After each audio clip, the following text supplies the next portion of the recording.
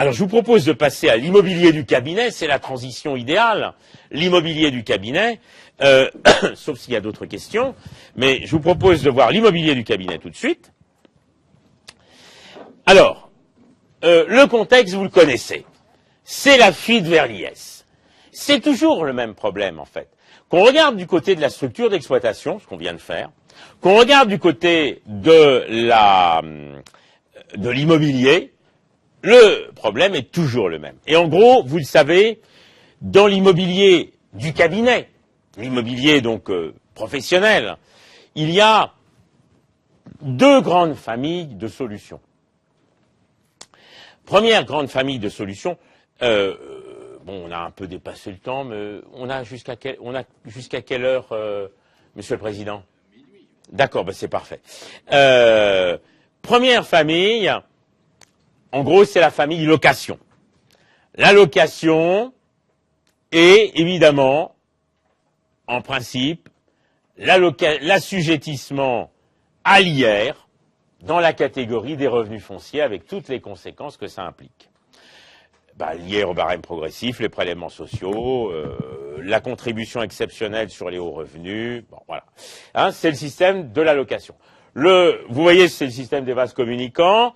Je vais d'ailleurs le montrer, parce qu'en fait, c'est un système de vases communicants, qui est d'ailleurs assez basique. Hein.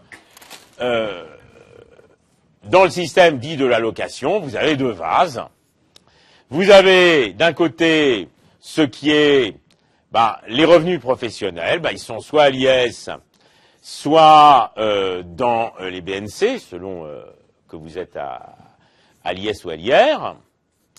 Et puis, ça, ce sont les revenus professionnels.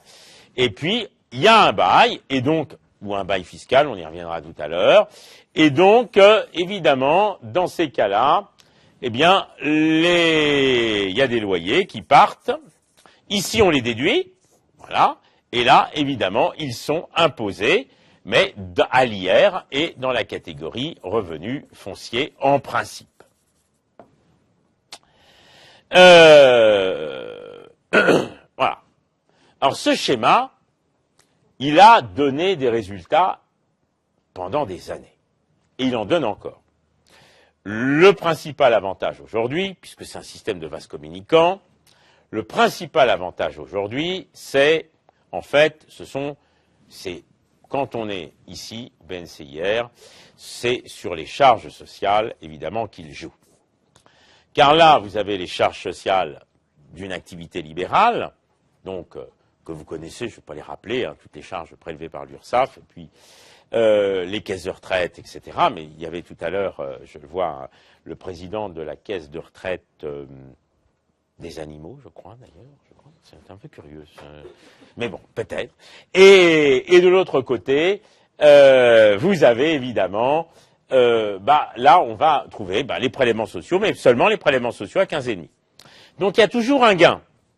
Il y a toujours un gain, mais ce gain, il se réduit parce que, évidemment, l'IR s'alourdit. Alors quand on est de l'IR à l'IR, le gain existe, mais il va en se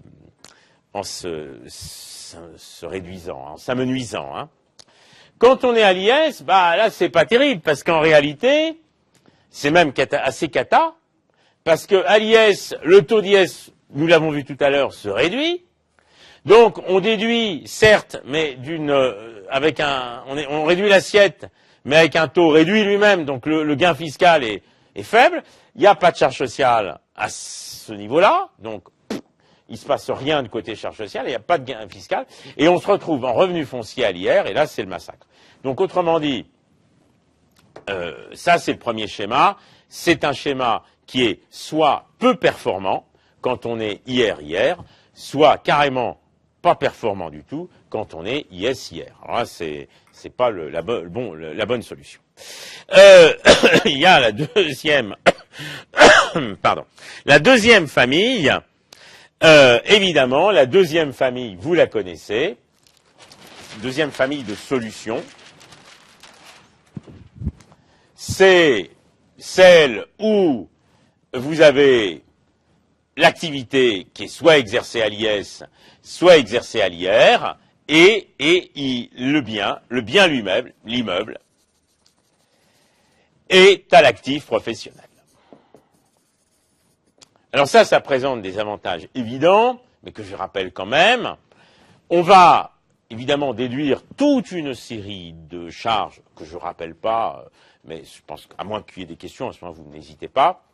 On va donc pouvoir déduire toute une série de charges et il n'y a pas de revenu foncier.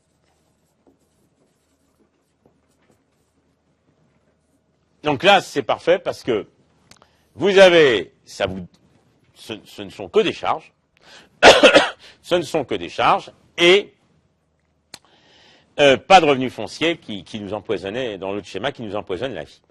Mais il y a un inconvénient évident, c'est la plus-value.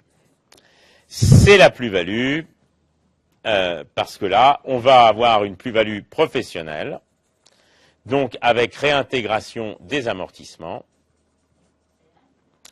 et en plus, elle ne bénéficiera pas toujours, ça dépend.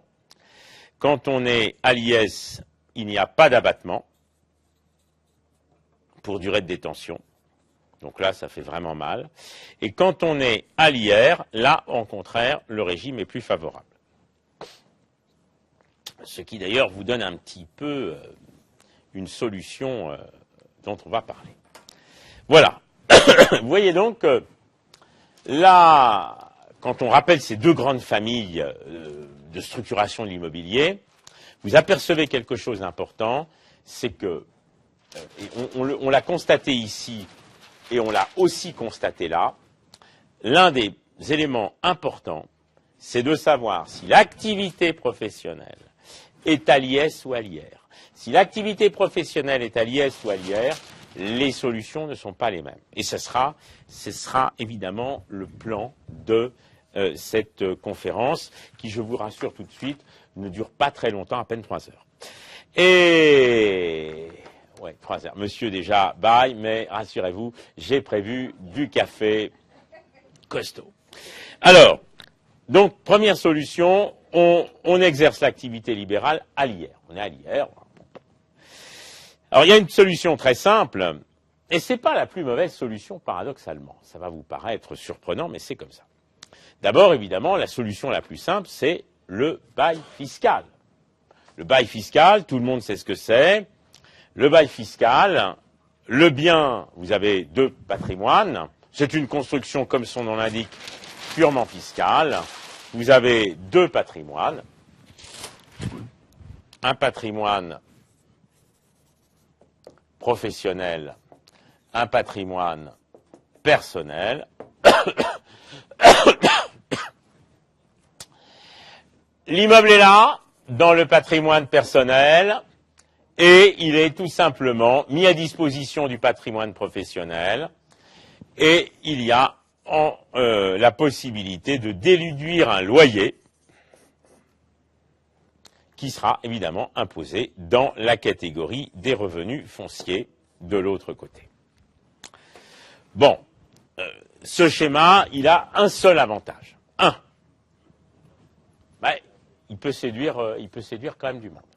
Un seul avantage. Il est extraordinairement simple. Il n'y a pas de montage, il n'y a pas de... il est extraordinairement simple.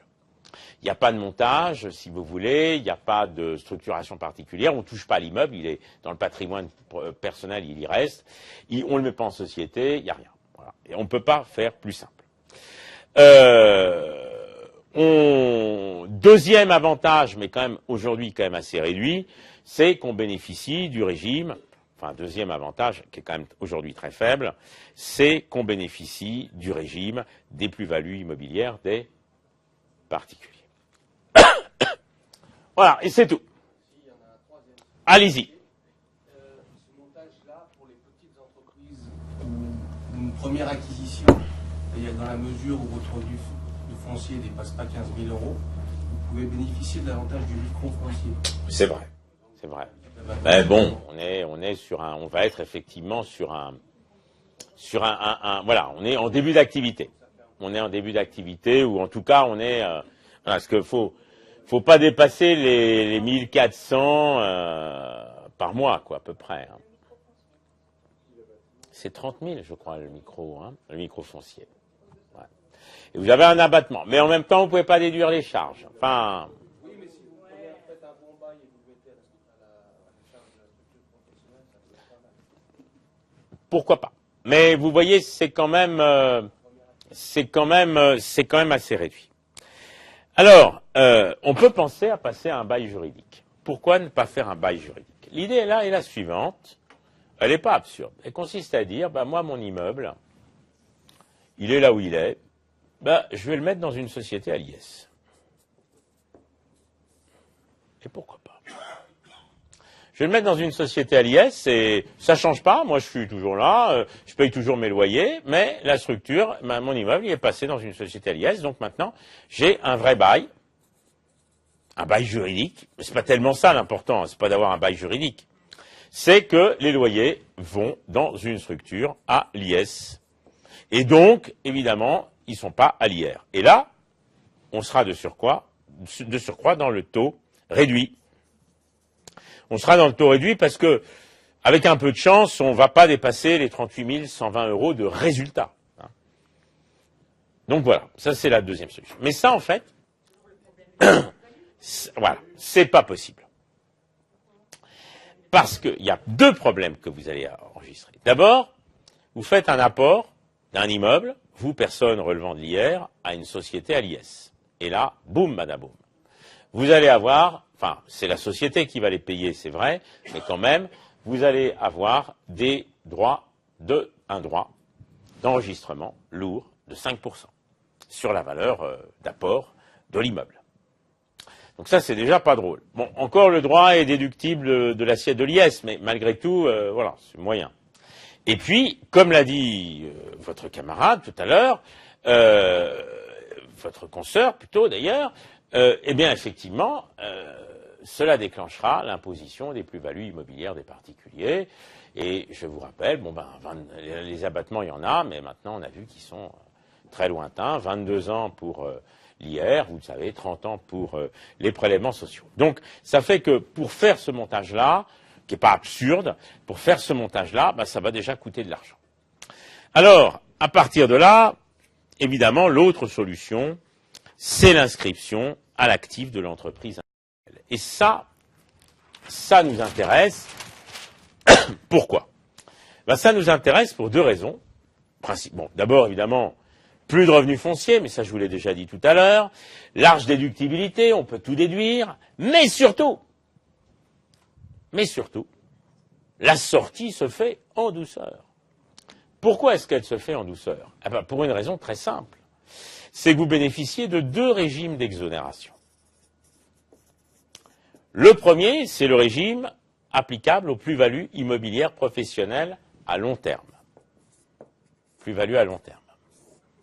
C'est calqué sur l'ancien régime des plus-values immobilières des particuliers. Vous vous souvenez, ce régime qui était un véritable rêve, hein. Bon, c'est-à-dire vous aviez 10% d'abattement au-delà de 5 ans, et donc vous aviez l'exo au bout de 15 ans. Ce qui pour de l'immobilier, pour le coup, n'était pas complètement décalé par rapport à la durée d'un investissement immobilier. Donc, ce régime-là, il existe encore, mais uniquement pour la plus-value à long terme. Mais quand même. Puis, il y a un deuxième régime d'exonération auquel il faut songer. Pas dans tous les cas, mais dans certains cas. C'est le régime dit qu'on appelle parfois le régime des faibles recettes. Oui, mais vous allez me dire, mais je dépasse les seuils. Je sais que vous dépassez les seuils. Je le sais bien. Mais si vous n'arrivez pas à céder votre cabinet, et cette hypothèse, je peux vous le dire pour avoir eu mon propre médecin traitant qui m'a rendu mon dossier, ça fait plaisir, parce qu'il reprenait sa retraite, pas de repreneur. Il m'a dit, voilà votre dossier. Oui, il m'a dit, tout le monde est comme ça. Il m'a dit ça aussi. D'ailleurs, je cherche un médecin traitant, et donc les personnes intéressées peuvent déposer leur carte sur le bureau. Il faudra aussi traiter, évidemment, ma femme, mes 3 enfants et mes 3 lapins. Donc, il faudrait quelqu'un qui ait la double casquette médecin vétérinaire. Ça m'évitera, je pourrais mettre tout le monde dans le cabinet.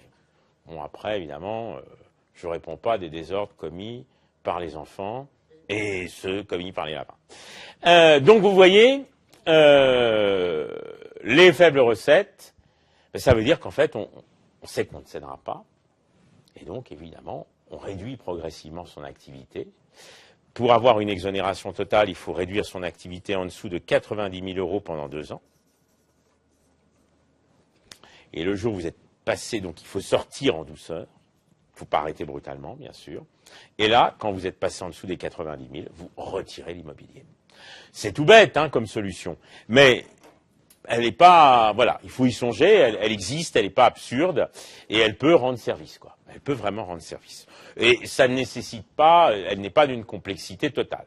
Évidemment, j'ajoute, quand même, je vais ajouter, elle est, mais ça c'est le problème de l'immobilier et du régime fiscal applicable, des régimes fiscaux applicables à l'immobilier, elle est quand même subordonnée à l'idée que le régime ne va pas être supprimé dans 3 ans, quoi, ou dans 5 ans, parce que Machmouille, nouveau président, a décidé qu'il faut faire quelque chose.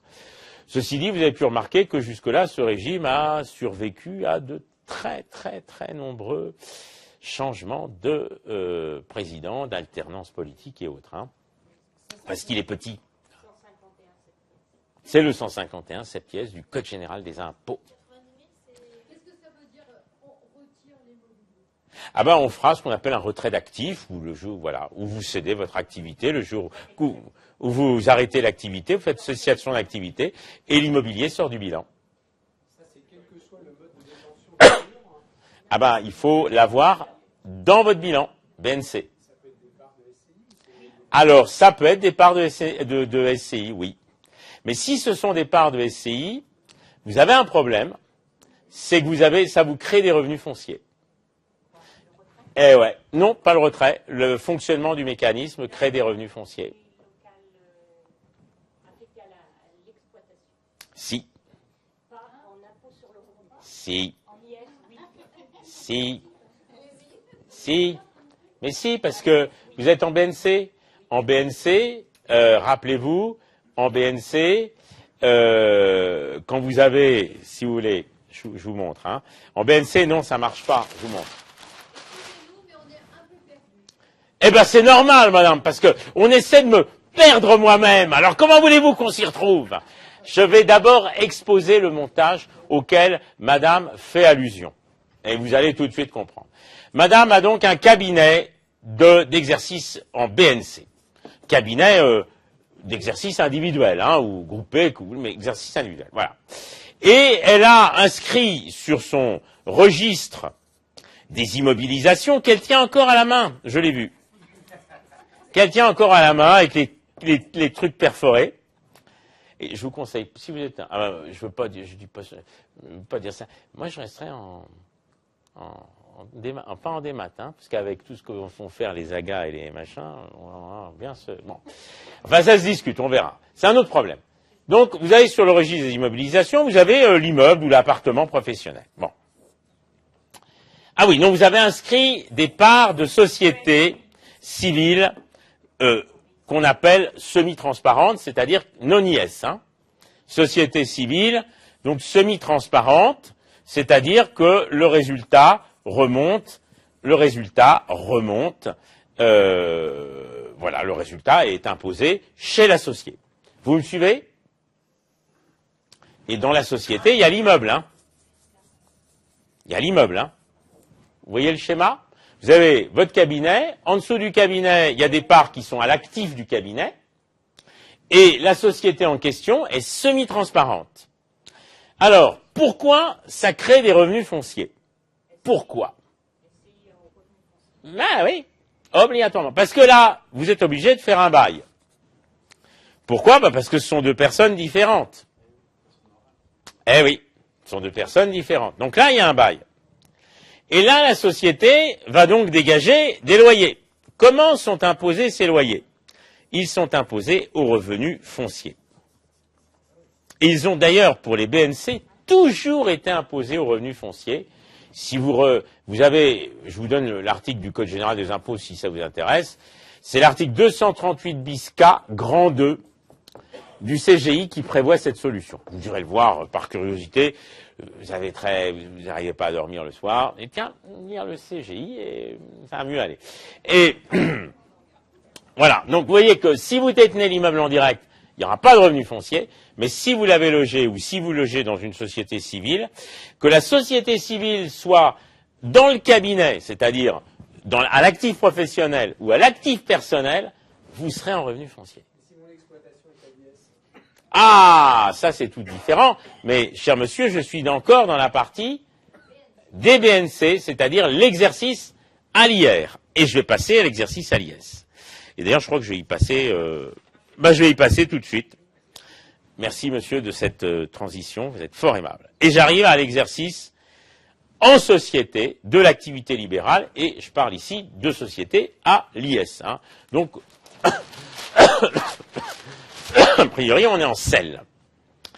Alors, première solution, évidemment, à laquelle tout le monde songe, là, toute bête. Hein. Donc là, vous avez une structure... une selle, hein, donc qui est à l'IS. Hein, voilà. La première solution, évidemment, dont vous êtes éventuellement le seul associé, peu importe, hein, ça c'est pas. Vous avez l'immeuble, et là, première solution, vous le détenez en direct, donc là vous êtes là, docteur A, et là vous êtes là aussi, vous détenez l'immeuble en direct. Là, évidemment, vous êtes obligé de faire un bail, et là, c'est pas bon. Parce que le bail va créer, alors on va déduire, mais c'est le schéma qu'on a vu tout au début, c'est le plus mauvais. On déduit d'une assiette soumise à un taux faible pour imposer à une assiette, dans une assiette soumise à des taux de prélèvement qui peuvent être extrêmement élevés. Donc ça, c'est un schéma sur lequel vous allez dire non. Non. Mais je le dis, parce qu'il faut aussi... il y a une deuxième solution, beaucoup plus subtile. Mais je ne sais pas si le code de déontologie de l'ordre des médecins l'autoriserait. Mais quand même, je la présente, parce qu'on n'est pas obligé de tout dire. Chez les avocats, c'est autorisé. Hein. Je ne suis pas avocat moi-même, mais j'avais conseillé, ça a été autorisé par le Conseil de l'ordre, un schéma de ce type. Ils m'ont dit, il n'y a aucun problème. Et pourtant, ils ont une déontologie extrêmement rigoureuse. C'est vrai. Bon, alors, de quoi s'agit-il? Pas aussi rigoureuse que celle des experts comptables, mais bien aussi quand même. Mais pas aussi bien quand même. Bon, allez, on continue. Alors, là, j'ai tout simplement ma société civile immobilière en dessous. Elle peut être semi-transparente, ouais. Sera semi-transparente, c'est-à-dire qu'elle ne sera pas imposée. Elle peut être à l'IR ou à l'IS. Les deux me vont. J'ai pas de problème avec ça. Alors, là, j'ai l'immeuble. Alors évidemment, ici, il y a un bail entre les deux. Et maintenant, comment le système fonctionne? C'est très simple, hein. En fait, c'est un système en vase clos. Ici, je déduis évidemment les loyers, ils sont imposés en bas. Alors si vous êtes en semi-transparence, ils reviennent, ce qui fait que de ce point de vue-là, ça n'a pas changé grand-chose. Si vous êtes à l'IS, ils peuvent être imposés en bas à l'IS, à ce moment-là, peut-être au taux de 15%. Au taux réduit, pour des petits loyers. Donc ça peut être intéressant aussi d'avoir ça peut être l'IS, ça peut être la semi-transparence. C'est comme vous voulez. Le gain, en fait, il n'est pas tellement là. Sauf qu'on n'a pas de revenu foncier, ce qui est quand même le but du jeu aussi dans ce système-là. Alors vous allez dire, ouais, ok, mais enfin, autant mettre l'immeuble dans la selle et puis on n'en parle plus. Eh ben non. Car maintenant, nous allons vendre ça. Et nous allons utiliser un mécanisme qui est très célèbre et qui, malheureusement, je le dis comme je le pense, n'a pas permis à celui qui lui a donné son nom d'être le candidat de la droite. Et il s'agit, vous l'avez entendu, du célèbre dispositif de la niche Copé.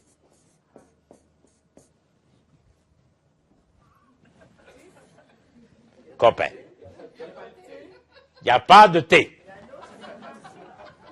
Il y a deux P, non? Copé. Non, Copé. Ah, I. Enfin bref. Ouais. Bon, voilà, la niche Copé.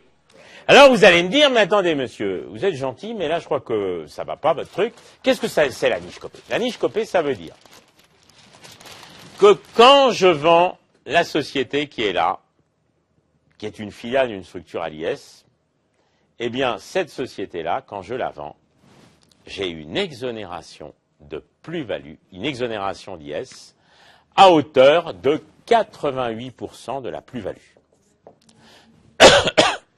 Et voilà. Et là, vous allez me dire, mais attendez, monsieur, j'avais souvenir, je suis désolé, que le régime de la niche Copé ne s'appliquait pas aux sociétés détenant de l'immobilier, ce qu'on appelle les sociétés à prépondérance immobilière, c'est-à-dire dont l'immobilier représente plus de 5% des actifs. Vous avez raison, sauf dans un cas, un seul cas, celui-là. Ouais. Quand la filiale est en dessous de la société d'exploitation, qu'il y a un bail entre les deux, que l'immeuble évidemment est utilisé par la société d'exploitation, dans ces cas-là, vous pouvez bénéficier de la niche Copé. Donc une exonération de la plus-value à hauteur de 88%. Attention, attention, le prix restera enfermé dans la structure à l'IS. Vous ne pourrez pas le ressortir. C'est vous qui devrez entrer dans la structure. Non. Donc vous gérerez, vous gérerez votre patrimoine via une structure IS. Voilà. Donc si le but c'était de rembourser un emprunt personnel, d'acheter une maison de campagne, enfin je dis n'importe quoi, ce schéma n'est pas bon. Ce schéma n'est pas bon. Eh bien, l'IS, vous allez vous servir de... Alors, après, la selle, ici, voilà, c'est l'une des difficultés que vous allez avoir. Mais toujours pareil, est-ce que vous arriverez à vendre? Il vaut mieux, dans ce cas-là, vendre le fonds. Il vaut mieux vendre le fonds. Et bénéficier, le cas échéant, du dispositif, du régime qu'on appelle, pour le coup, le régime Sarkozy, sur la vente du fonds. Exonération de la plus-value. C'est l'article 238 quindecies. Faut voir, hein, mais bon. Et à ce moment-là, la selle, vous la transformez en société de droit commun, quoi. Ce qui n'est absolument pas interdit. Hein. Donc évidemment, elle est radiée du tableau. Bon, ça, c'est logique. Et elle devient une structure, un véhicule patrimonial, voilà, qui vous sert pour votre retraite. Ah, c'est vraiment ça, là, pour le coup. C'est vraiment ça. Mais c'est une solution qui n'est pas complètement, que je trouve qui est pas mal, Il y a des menaces sur ce régime Copé, hein, mais bon, étant donné qu'il sert aussi à éviter des délocalisations de sièges sociaux et de holding IS à l'étranger, vous voyez, même sous le quinquennat Hollande, on n'y a pas touché. Ah si vous ne pouvez pas le vendre, vous fermez la boutique. À ce moment-là, je rejoins un peu ce que je vous disais avec le régime de l'IR. Alors, je continue. Que nous reste-t-il après? Ah, bien sûr, j'ai quand même sélectionné une dernière solution. Quand je dis dernière solution, parce que voilà, il y en a d'autres, hein. Je n'ai pas évoqué, et le temps m'a manqué pour le faire, puis c'est déjà plus sophistiqué, puis il y a déjà eu des conférences là-dessus, des baux spéciaux. On aurait pu évoquer des régimes de baux spéciaux. Je ne l'ai pas fait parce que, voilà, le temps a manqué, peut-être qu'on le fera la prochaine fois, mais bon. Donc là, c'était la niche Copé. Il nous reste un dernier schéma, c'est évidemment le célébrissime démembrement de propriété. Mais évidemment, quel est le schéma? C'est une variante du précédent. Vous avez votre selle à l'IS, vous avez là l'usufruit des parts de la SCI. Et la nue propriété est détenue par les associés. Voilà, là, ce schéma. Alors, comment ça fonctionne? Pareil, les résultats de la société civile immobilière sont déterminés selon, alors si elle est, on va la faire, je l'explique, elle doit être semi-transparente. Non, elle est semi-transparente, celle-là. Si vous voulez, elle est comme si elle était à l'IR, sauf que l'associé principal est assujetti à l'IR. Elle est semi-transparente, donc vous n'êtes pas, vous voyez, vous n'êtes pas, la société ne paiera pas l'impôt. Les résultats vont remonter dans la SEL et c'est elle qui paiera l'impôt. Voilà, à l'IS donc. Donc là aussi, pas de revenu foncier. L'intérêt, évidemment, de ce schéma, c'est que lorsque l'usufruit s'éteindra, eh bien, la pleine propriété des parts de la SCI se reconstituera sur la tête des associés et par conséquent, il n'y aura pas, évidemment, il n'y aura pas, dans ce cas-là, l'argent ne restera pas dans la SEL. Il repassera dans le patrimoine personnel de ou des associés. Vous allez me dire, oui, mais attention, il y a un mécanisme très méchant qui existe, un mécanisme horrible que l'on appelle, enfin qui se trouve à l'article 13, paragraphe 5 du Code général des impôts. Et ce mécanisme prévoit que quand je constitue à titre onéreux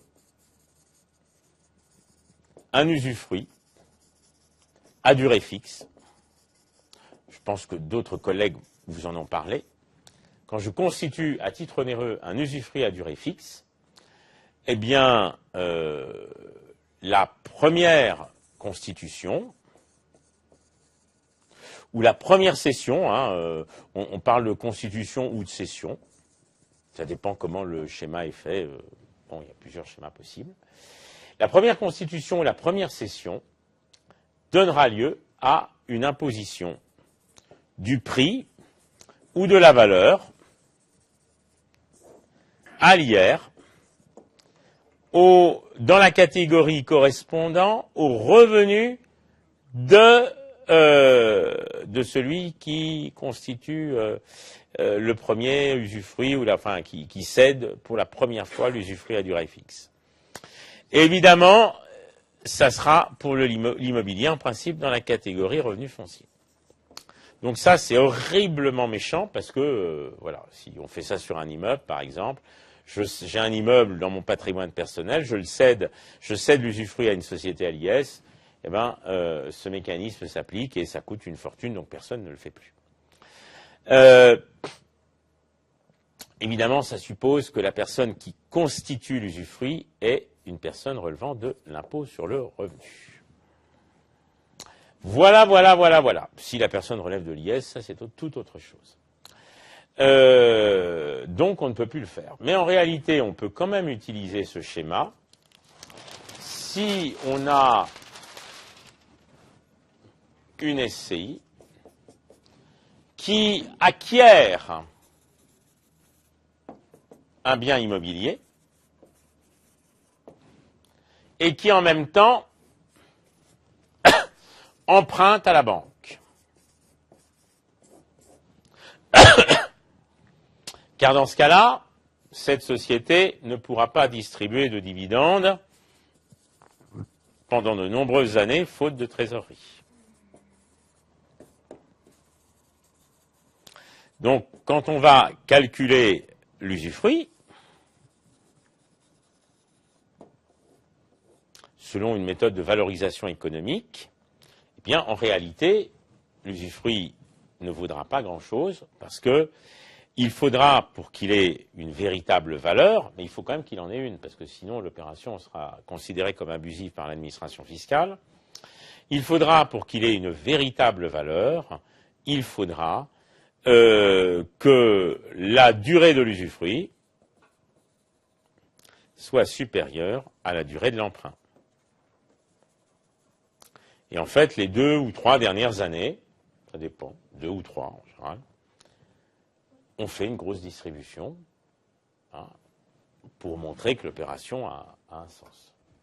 Voilà. Donc ça, c'est un autre schéma.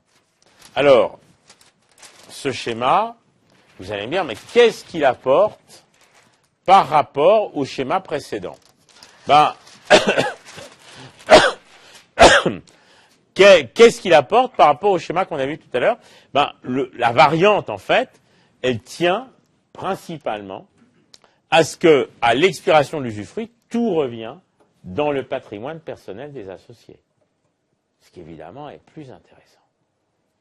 Sinon, enfin, plus intéressant, ça dépend, parce qu'il faut voir comment l'IR va évoluer. Or, quand on écoute les propositions des candidats, en tout cas de droite, on nous parle de suppression de l'IS, d'abaissement du taux, de suppression de l'ISF, d'abaissement du taux d'IS, mais a priori, on ne toucherait pas à l'IR. Ce qui pose quand même un sérieux problème de contradiction, quoi. Enfin, il y a un vrai... bon. Donc, du coup, est-ce qu'il vaut mieux pas tout gérer à l'IS aujourd'hui, sauf, évidemment, résidence principale, résidence secondaire, mais le reste, ne faut-il pas tout détenir à l'IS? Ça, c'est vraiment une question qu'il faut se poser. Vraiment une question qu'il faut se poser. Voilà ce que je voulais vous dire, et je suis tout prêt à répondre à vos questions. Il n'est que... Ah, bah il est quand même 20 heures, hein. Dites donc, hein. On va pouvoir aller dîner. Voilà, et si vous n'avez... Sinon, bah, je suis à votre disposition. Bien sûr, il y a d'autres schémas, mais après, de plus en plus complexes, mais après, il y a une question tout simplement de temps, quoi. Donc, je voulais exposer des choses relativement simples. Ben voilà, ça fait partie des possibilités, mais en réalité, la location équipée, ça dépend comment on l'a montée, ça dépend comment le montage est fait, mais il faut savoir que le jour où on l'arrête, ça fait mal. Mais ça peut se faire dans le médical.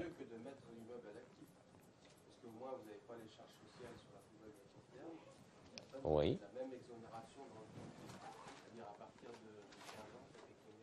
Non. Non. Elle n'est pas exonérée. L'administration vous dit, ouais, mais l'administration vous dit, c'est une activité de rapport, elle ne relève pas du dispositif d'exonération des plus-values immobilières à long terme, professionnelles, ni du régime des faibles recettes. C'est noir sur blanc. Dans le cas du régime des faibles recettes, c'est mort. Dans le cas du régime des plus-values professionnelles à long terme, ça pourrait se discuter. Ah ouais, c'est très méchant. Ah non, ils vous le disent, hein. Noir sur blanc, c'est dans la doctrine administrative. Donc quand on arrête le schéma et qu'on veut vendre le bien, c'est les BIC plein pot. Donc là, c'est l'horreur. Ah oui, le régime des exos passe pas. Ils veulent pas. Ils disent c'est une activité de rapport, c'est pas le but. Autre question. Est-ce que l'administration fiscale ne doit pas dire que l'objectif est purement fiscal? C'est la raison pour laquelle la justification économique qui est invoquée. Alors, il y a plusieurs justifications possibles. L'une des justifications économiques, il faut déjà qu'il y ait un intérêt financier à cette opération pour la société. En général, on invoque le fait que, ben voilà, les revenus, les loyers peuvent augmenter beaucoup, que bon, c'est pas toujours vrai, ça dépend où, hein. Que là on a une stabilité, puisque par hypothèse, alors vous me direz, il y a encore des revenus qui vont quand même augmenter, mais comme ils reviennent, ça boucle. Mais il peut y avoir d'autres raisons. Ça dépend. Disons que il faut, enfin, ce que je conseille dans ce genre de situation, c'est un intérêt financier. Donc il faut que le montage, au final, rapporte du cash à la société, hein, réellement. Somme importante, au final, c'est-à-dire à la fin de l'emprunt. Ça, c'est la première chose. Et la deuxième, c'est absolument que il y a un intérêt extra-financier à cela. Par exemple, vous avez votre SEL, et dans votre SEL, vous avez une société, vous avez le schéma classique, d'ailleurs je vais le présenter, parce que c'est un cas qu'on peut rencontrer. Hein. Je l'ai connu dans une structure, une SCP de notaire. Ça se passait pas bien à cause de ça. Vous aviez une SCP, C'était une SCP de notaire.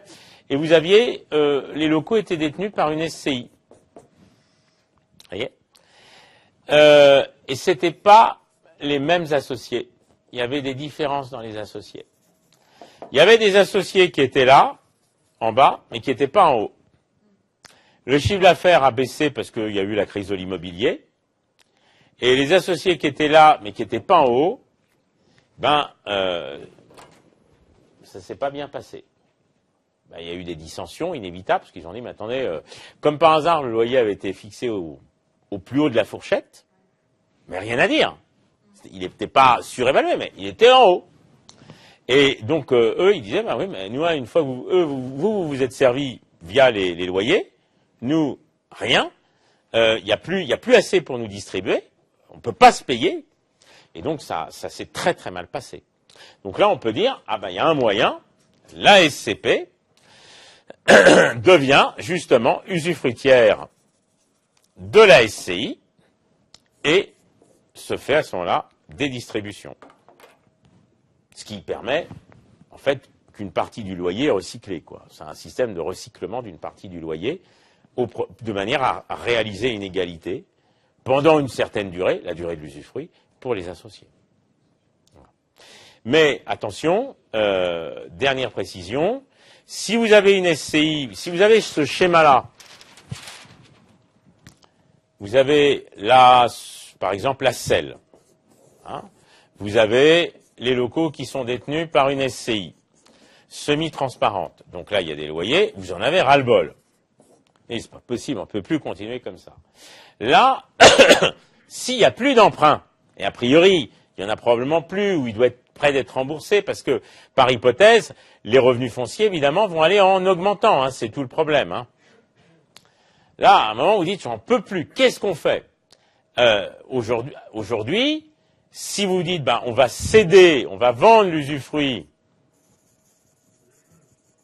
des parts de la SCI à la SEL, c'est un très mauvais plan parce que l'article 13 va s'appliquer sur une base élevée, puisqu'il n'y a pas d'emprunt.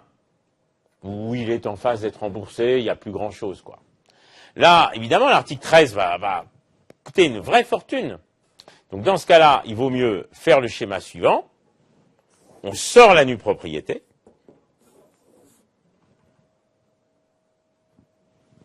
Et tout simplement, on opte à l'IS. On va aller vers ce schéma-là, à ce moment-là. Sortez la nue propriété. Normalement, j'ose l'espérer, vous aurez peut-être déjà... Alors, il y aura de la plus-value, évidemment. Il y aura de la plus-value à payer, enfin un impôt de plus-value à payer. Mais si vous détenez l'immeuble, je suppose quand même qu'on détient déjà l'immeuble depuis un certain temps. Donc du coup, ça va réduire le... Voilà, exactement. Oui, mais... non, c'est pas tellement ça, c'est que du coup, ça va... vous allez... non, parce que vous allez constituer l'usufruit... au moment où vous sortez la nue propriété. Mais simplement, ici, vous allez avoir vous allez avoir peut-être 15, 16, 17 ans de détention de l'immeuble. Donc quand vous sortez la nue propriété, les abattements, il va quand même y avoir des abattements au moins pour l'IR, au taux de 19%, qui vont venir un peu vous alléger la facture. Voilà. Et après, ça s'opte à l'IS. Et après, une fois que vous avez sorti la nue propriété, option à l'IS. Bon, faut le monter, parce qu'il faut quand même éviter l'abus de droit. Le vrai problème, c'est plutôt ça. Voilà, mais sinon, ça, c'est pas bon. S'il n'y a pas d'autres questions, mais s'il y a une autre question,